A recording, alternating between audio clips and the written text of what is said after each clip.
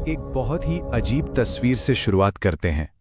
दुनिया की सबसे बड़ी सुपर पावर का लीडर एक छोटे से देश पर हमला करने के बाद प्रार्थना कर रहा है।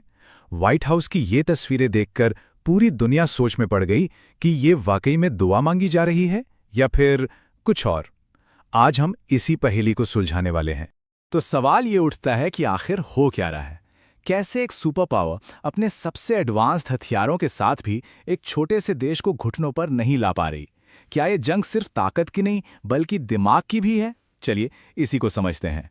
देखिए, 28 फरवरी को जब अमेरिका और इजराइल ने मिलकर ईरान पर हमला किया तो पूरी दुनिया को यही लगा कि ये जंग तो बस कुछ ही घंटों की मेहमान है।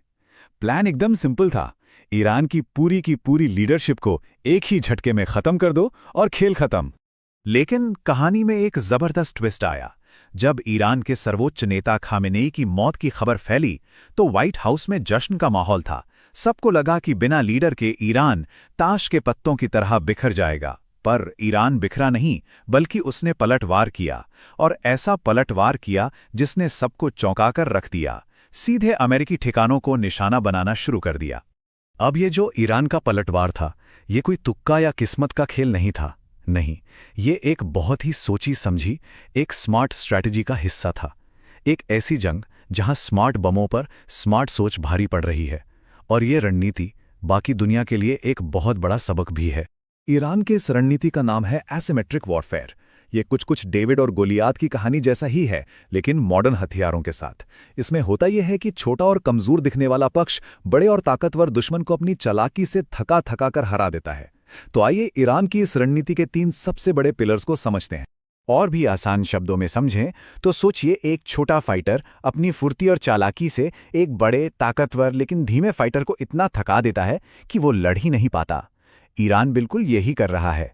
वो सीधी टक्कर लेने से बच रहा है और अमेरिका को उन तरीकों से उलझा रहा है जिसके लिए वो शायद तैयार ही नहीं था। अब जो बात इस पूरी लड़ाई को और भी ज्यादा दिलचस्प बनाती है, वो है ईरान के सबसे खतरनाक हथियार, शहीद ड्रोन की कहानी। बात है 4 दिसंबर 2011 की। ईरान के हाथ अमेरिका का सबसे एडवांस्ड जासूसी ड्रोन RQ-170 सेंटिनल लग गया। अमेरिका ने कहा, हमारा ड्रोन वापस दो, पर ईरान ने उसे रिवर्स इंजीनियर करके अपना खुद का उससे भी ज्यादा खतरनाक शहीद ड्रोन बना लिया। मतलब अमेरिका की ही टेक्नोलॉजी आज उसी के खिलाफ इस्तेमाल हो रही है। लेकिन ये जंग सिर्फ आसमान में मिसाइलों से नहीं लड़ी जा रही, ये जमीन पर बैंकों और तिजोरियों से भी लड़ी जा रही है। ये एक इकोनॉमिक वॉरफेयर है, और ईरान ने इस खेल के नियम पूरी तरह से बदल दिए हैं।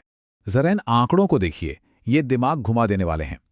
ईरान का एक शहीद ड्रोन कीमत लगभग $20,000, और इसे रोकने वाली एक अमेरिकी पैट्रियट मिसाइल की कीमत $2 से $4 मिलियन।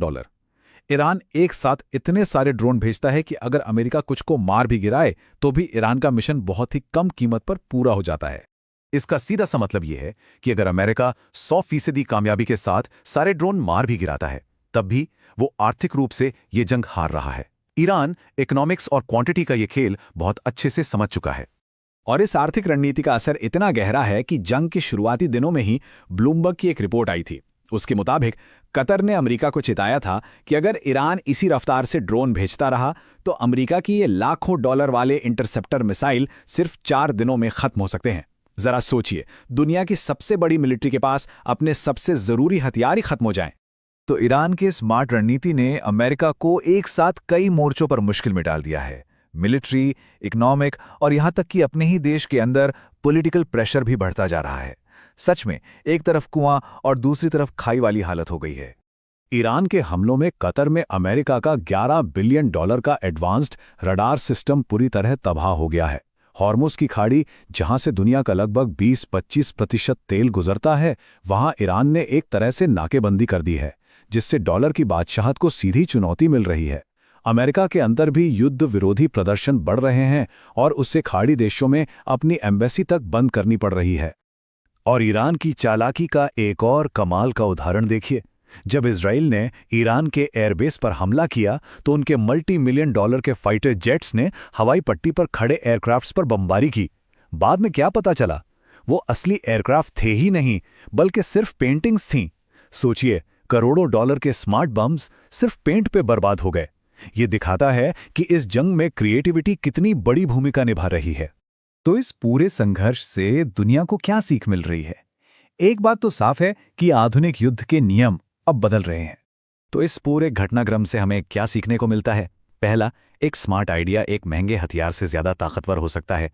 दूसरा, आज की जंग सिर्फ मैदान में नहीं बल्कि देशों के तिजोरियों में भी लड़ी जाती है। तीसरा, टेक्नोलॉजी किसी की बपौती नहीं है, उसे कॉपी करके उसी के बनाने वाले के खिलाफ इस्तेमाल किया जा सकता है। और चौथा, हर जंग का नतीजा अब फटाफट नहीं आता, ये लड़ाइयाँ लंबी और थका देने वाली हो सकती हैं। ये पूरा मामला हमें एक बहुत बड़े सवाल पर लाकर छोड़ देता है। जैसे जैसे टेक्नोलॉजी सस्ती और पावरफुल होती जाएगी, क्या हम और भी ऐसे लड़ाइयां देखेंगे जहां स्मार्ट सोच स्मार्ट बमों से ज्यादा मायने रखेगी? ये एक ऐसा सवाल है जिसका जवाब हमें आने वाला वक्त ही देगा।